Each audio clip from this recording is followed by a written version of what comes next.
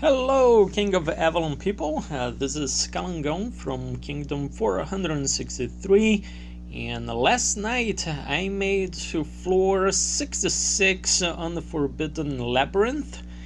And as we can see here, I'm actually ranked number 2. I'm usually ranked number 3, the number guy of the labyrinth on my kingdom.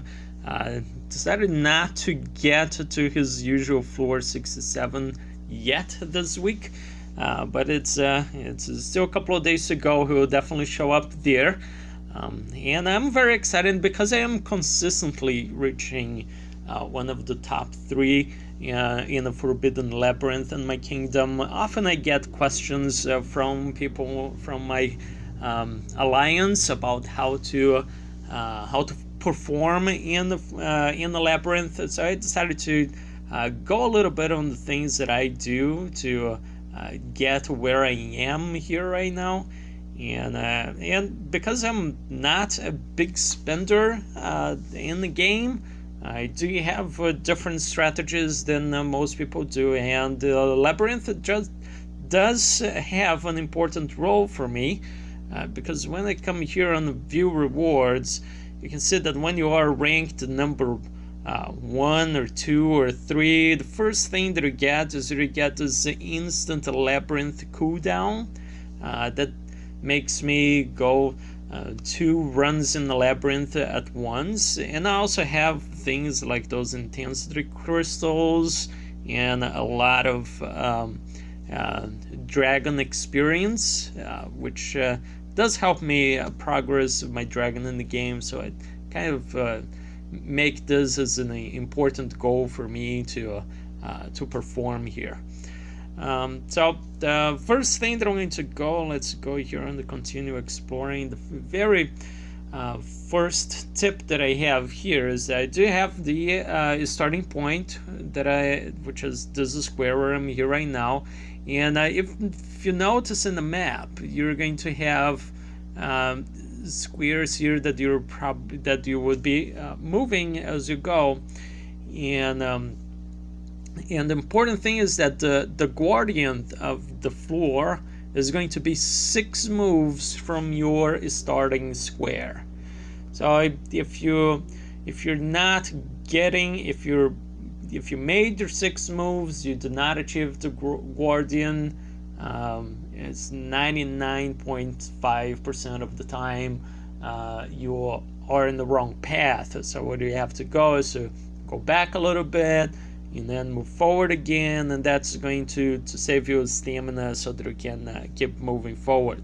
Now, I started on floor 41 and I actually didn't use any of my stamina potion here, but especially if the stamina is something that is holding you back, then of course you should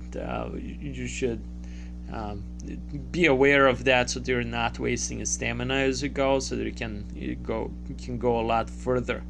Another important thing is that you can get some very cool things when you fight other players. So you usually get those coins when you're fighting the usual monsters, but when you find another player on the labyrinth, and you usually get those on the multiples of 5 floors, you can also get some cool stuff. So here I have some intensity crystals, a dragon pendant, advanced skill fragment chests. So those are things that you can get when you win fighting against other players in the labyrinth, and that is quite important too.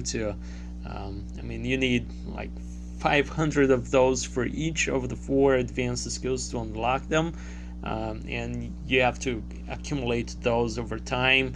I do not have enough to unlock any of my dragon skills yet, but I have about 60 of those for each skill right now. And those, of course, do help you with improving the skills of your dragon. So it does add up over time, and it's one of the perks of the labyrinth for me. So let me go a little bit of my setup for that. So let me step out from here. Let's get to here where I can get the... Come on, there we go. Dragon Spirit, and as you can see, I'm level 50 here. Oh, look at that, he's moving. And I do have the talent points assigned mostly on Knight skills, but I do have Berserker and Mage skills assigned as well. And that's for the satchel capacity. That's that gives me another 125 capacity of my satchel for this one, and another 125 here, so that is 250. That means that I can gather more coins as I go in the labyrinth, and with more coins I can go to the store, I can buy more things to improve my dragon spirit. So those are kind of important. And then most of the things that I have is it's on the night. I mean, I don't need the stamina potion, so I try to go around those, and then of course I will go moving forward. If I wanted to be on a exclusively set up for progressing in the labyrinth, I would actually skip the troop health here, and I will go on the night health and parry damage instead. Man, I'm not a big spender, so I don't want to be resetting things all the time. So I end up choosing something that would give me some benefit when I have to fight outside the labyrinth too. And it has been working fine for me so far. And so that's how I go about the talent points. Okay. Then of course I have my gear. My gear right now is the heroic, and all of them are on the +5. That gives me a resonance benefit without spending all of the steel to get all of the way to 10. So that will be the next target, but it's not my priority right now. And of course the runes. The runes are actually the most important thing. You do want to work a lot on those. I have all of my attack runes maxed. I have all of my defense runes maxed. I have all of my parry damage runes maxed. And the runes that gives me health, the Moonlight, I have all but 2 of them maxed right now, which is the level 5. So I have 2 of those level 4, and all of the other ones are level 5. And that's for, I'm using an exclusively night setup for the runes and for the armor. So if we go here, Spirit Armory, you go on rune stones. Here's, you can see all of those are embedded. They're level 5, 5, 5, 5, and those are, I have 2 level 5, 2 level 4, and then I'm letting, as I earn those little other things here, once I have enough to upgrade one of those, that's when I dump into there. Okay. And of course here the equipment all the same. What else here? Oh yes, definitely when you go here on the research, right now I'm researching some satchel space, but you do want to spend some time here. One very important thing that it is here is the labyrinth cooldown. It does add up. Still have a lot to research on this one. It's probably one of the things that I'm going to focus next, as soon as I guarantee that I'm going to stay on top 3. It does help me come back to the labyrinth sooner. And another very important thing to get back into the labyrinth sooner is that when you are with VIP, one of the benefits that you have is the labyrinth cooldown. You get a -5% here.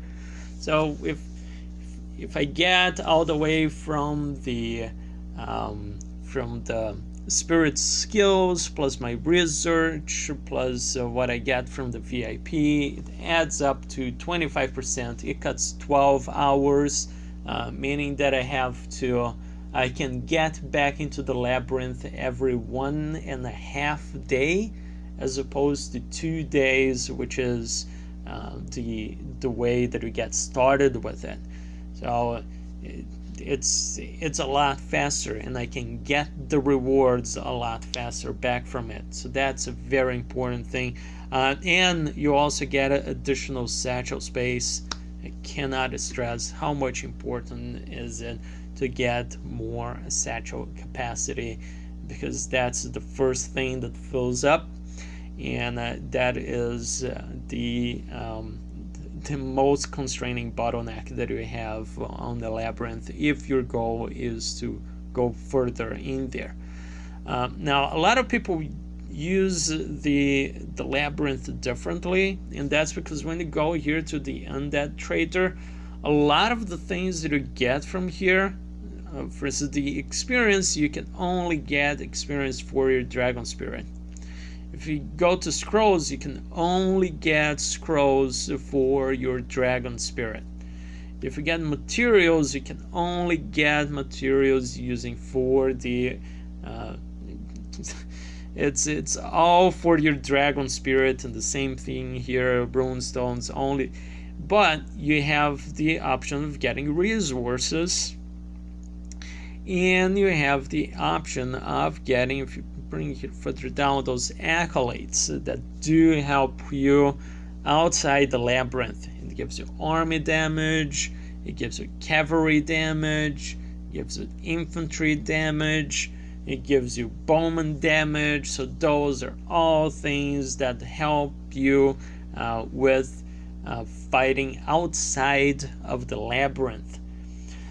So a lot of the people use the labyrinth to get to those things. I just skip those. Everything that I get from my dragon spirit goes back into my dragon spirit, because I know that the better that I do there, the better that my dragon gets, and that's my strategy. But that's, it's a different strategy if you are a spender, if you're not a spender, and if you can't get to the top 10 of, if it looks unachievable to get to the top 10 in the labyrinth for you, it's probably not worth it.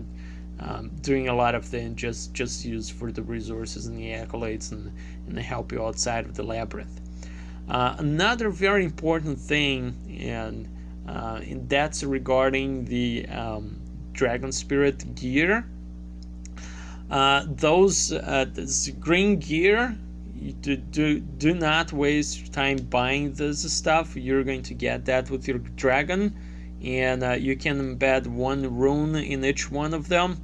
And literally, if you want to make all the way to level 35, probably all you need is a pair of pants with the runes on here, and you can max that rune and you get there. If you forge all of those things, each one of them is going to give you one socket for one runestone. And what you want to do is you want to maximize those runestones. Okay, so do not waste your time upgrading green gear, blue gear, purple gear. That's all a waste of time and resources. Okay, once you get to the orange gear, then you can upgrade it. But before that, if you're going to forge any of those other ones, do not waste your time upgrading the gear itself. Do not make it a +1, +2, +3, +4, +5. It's just going to eat your steel, and you're better off upgrading the runestones, because when you dismantle the armor, you can get the runestones back at the same level. But when you are when you are upgrading the other stuff, you lose some of the materials. So you don't want to waste a lot of resources on those. I mean, you may forge it. I, for instance, went from the green. I skipped the blue altogether. I went from the green to the purple. Okay, and the purple allows you to have all 3 rune stones already, and you can max those. And once you get rid of the purple and you get to the orange one, then the orange one also gives you 3 sockets, and then you can use that to go forward. My choice is always to stick with the knight. There's some people that mix the knight with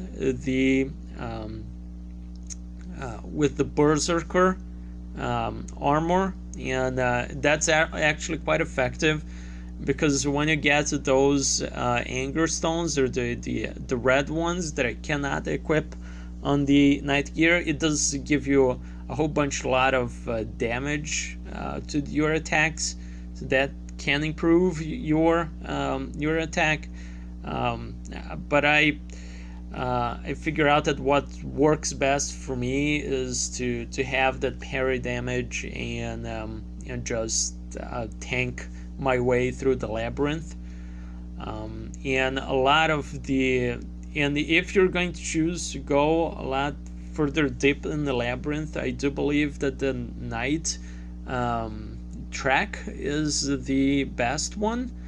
But the people that you see doing better when they are doing the contest, let me go on the event center. There's this one. There's the Dragon Spirit Arena.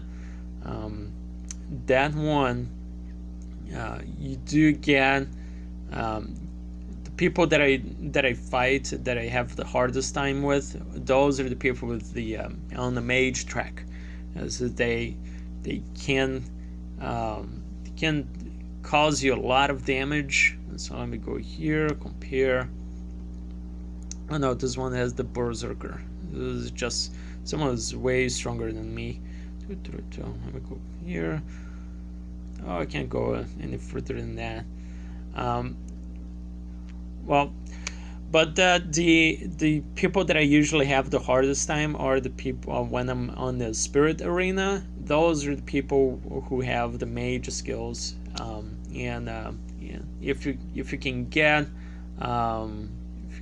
to a high enough point here, you can get some additional rewards, which it's not much. So you can get a couple extra gold and experience and resources. So I don't spend additional gold to fight on those, and so I end up getting the first 2 tiers, and that's good enough for me for now. But that's another thing that you can do with your dragon spirit, and having a strong one would allow you to have better results here. But if you really want to do here, I'll probably go with a mage track instead of a knight track, just because I can't most of the time do enough damage to another player to win them, especially when they're from the older kingdoms. It's very, very tough to cause damage to them fast enough. So I get a lot of draws because I have a lot of health, but those are it's a little bit frustrating. So but it's not my goal there. My goal is to go deep into the labyrinth, and then deep into the labyrinth. The knight with the defense of the knight is definitely the thing that works best for me, and that's how I kept staying here. That's where I like to be, and that's mostly what I showed there for my my tactics and how do I do here to do well with the Forbidden Labyrinth. And yeah, and most of those people, this yes old guy, he he uses a mix of Knight and Berserker. And I know that the guy that is on top, that it's not here, it's a E.T. and Meow. He is so strong in the labyrinth, and I know for a fact he uses Knight skills, and full Knight set, but he had the armor that you have to either get the scrolls and the let me go here. No, not the alchemist. I need the auction house. True.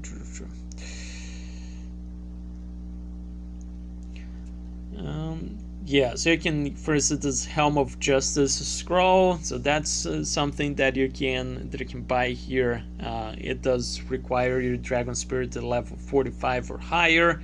It does give you way better benefits than you can get from the heroic armor, and you can either buy those, so you can spend real money, or you can go here into the auction and you can get those, but they cost quite an amount of gold. I'm not willing to spend my gold on that, and that is so I keep just enhancing what I have for now.